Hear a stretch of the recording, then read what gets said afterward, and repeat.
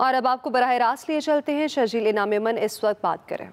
ان کے وزیر اعلیٰ آج بھی جو ہے وہ مختلف شہروں کے دورے پہ ہیں۔ وہ نوشہر و فیروز آج گئے، پھر گھوٹکی گئے، ابھی مسکھر بھی جائیں گے۔ تو پہلے بھی ابھی انہوں نے بیچ میں ٹھٹا گئے، سجاول گئے، بدین گئے، میرپور خاص گئے، عمرکوٹ گئے، ٹنڈولائر گئے، حیدرآباد گئے۔ تمام اضلاعوں کے انہوں نے خود جو ہے ابھی تھرڈ فورتھ ٹائم جو انہوں نے دورے کیے ہیں۔ اس وقت بھی جس وقت ہم لوگ بات کریں تو وزیر اعلیٰ سندھ جو ہے وہ مختلف اضلاع کے دورے کر رہے ہیں اور ایک ایک جگہ پہ خود جا کے دیکھ رہے ہیں، ایک ایک جہاں پہ کوئی کمی کوتاہی ہے اس کو خود ایڈجسٹ کرے ان ایشوز کو۔ تو پوری انتظامیہ کی اس وقت جو ہے پوری گورنمنٹ کی انتظامیہ کا صرف واحد فوکس یہ ہے کہ سیلاب متاثرین کی مدد کی جائے اور سیلاب کے بعد کی جو صورتحال ہے اس میں ان کو ریلیف اور پھر جو ہے وہ ریہیبلیٹیشن تک جایا جائے۔ یہ بتا دیجیے آپ نے جو ہے وہ آٹے کا پہلے گندم کا ریٹ کیا کہ 4000 روپے کی قیمت مقرر کی، اس کے بعد پھر آپ نے کل ایک نوٹیفکیشن جاری کیا جس کے تحت کہ آٹا 65 روپے کلو مارکیٹ میں فروخت ہو رہا ہے، لیکن وہ آٹا اس لیے آپ نے قیمت مقرر کی کہ آپ کوٹا دیتے ہیں چکیوں کو یا مل مالکان کو، لیکن چکی والے کہتے ہیں کہ ہمیں کوٹا اتنا ہی کم ملتا ہے اور ہم اس قیمت پر آٹا فروخت کرنے کے لیے تیار نہیں ہیں۔ جو آپ کی مل ایسوسیشن ہے وہ آٹا جو سڑک پہ بیچے گی جس قیمت پہ آپ نے کہا ہے وہ کھانے کے لائق نہیں ہوتا۔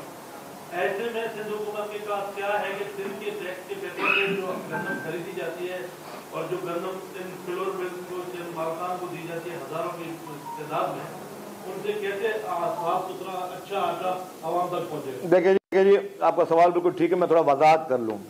حکومت سندھ نے گندم کی جو 4000 روپے پرائز فکس کی ہے اس کے مقاصد تھے، پہلے تو بتا دوں میں۔ وہ مقاصد یہ تھے کہ گندم ویسے بھی جو بھی کاشتکار ہے اس کے لیے کوئی بڑا بمپر کراپ نہیں ہوتا جس سے اس کا کوئی بہت بڑا فائنینشیل بینیفٹ ملتا ہو۔ گندم لوگ اس لیے اگاتے ہیں یا تو اپنے کھانے کے لیے یا پھر تھوڑی بہت سرکار کو دے دی، مطلب وہ اتنا زیادہ کوئی پروفیٹیبل کراپ نہیں ہوتا۔ اور ان حالات میں جب پوری مکمل طور پہ آپ کی زراعت تباہ ہو چکی ہو سندھ کی، تو آپ نے کسی نہ کسی طریقے سے ان لوگوں کو انکریج کرنا ہے، ان کاشتکاروں کو کہ جی برائے مہربانی آپ گندم لگائیں۔ حکومت نے پرائز جو 4000 کر دی ہے۔ جو آپ کا دوسرا سوال تھا اب وہ بتاؤں، جو 4000 کی ہے وہ آپ کی نیکسٹ کراپ کے لیے۔ اس وقت جن لوگوں نے گندم سرکار کی خریدنی ہے یا خریدی ہے 1 اکتوبر سے، تو انہوں نے خریدنی بھی ہے، تو وہ انہوں نے پرانے ریٹوں پہ خریدنی ہے، جو 2200 روپے سپورٹ پرائز تھی اس پہ خریدنی ہے، انہوں نے وہ 4000 روپے پہ نہیں خریدنی ہے، تو جو پرانا ریٹ ہے اسی پہ انہوں نے خریدنی ہے، تو ان کو اسی پیسوں میں دینا چاہیے۔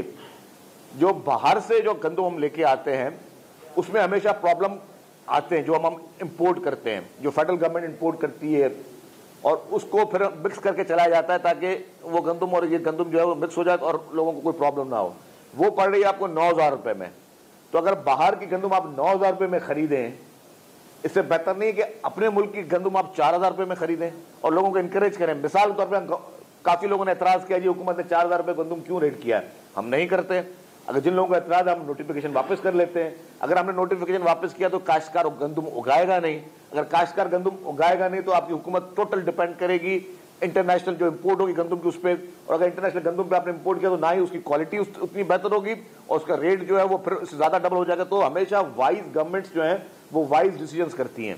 جو حکومتیں دور کا سوچتی ہیں وہ یہ چیزوں کو سب کو دیکھتی ہیں کہ جی آپ نے فیوچر کو کس طرح دیکھنا ہے، آپ نے اپنے کاشتکاروں کو انکریج کرنا ہے کہ وہ لگائیں، کیونکہ آپ گن پوائنٹ پہ کسی کاشتکار کو یہ نہیں کہہ سکتے تم یہ فصل لگاؤ۔ یہ گورنمنٹ کے پاس پوری دنیا میں اس طرح کوئی میکینزم نہیں ہے کہ آپ گن پوائنٹ پہ کاشتکاروں کو یا زبردستی حکومت امپوز کرے کہ نہیں آپ کاٹن نہیں لگاؤ، آپ گندم لگاؤ، آپ شوگر کین نہیں لگاؤ، آپ گندم لگاؤ۔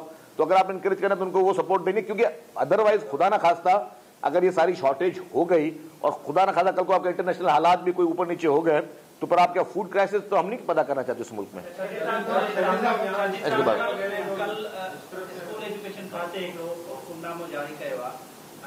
بنا کی سی ایم صاحب سجا بورڈ متاثر 70 لکھ کھاں وڌيڪ ماڻهو بےگھر ٿي ويا school small short question please. هاڻي ڪاڏي ويندا انهن جي لاءِ توهان